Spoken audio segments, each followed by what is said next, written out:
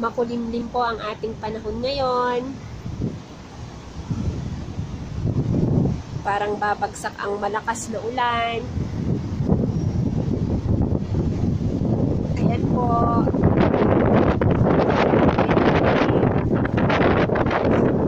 Maraming salamat po sa lahat ng mga kaibigan ko na lagi sumusuporta sa akin. Really appreciate po.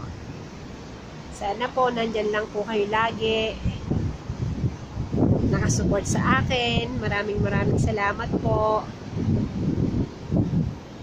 Dahil sa inyo po, nakuha ko po yung 100 subscribers. Maraming salamat po talaga. Nakuha ko po siya ng 4 days ang 100 subscribers. Maraming salamat po. Ayan, dito po ako nag-work.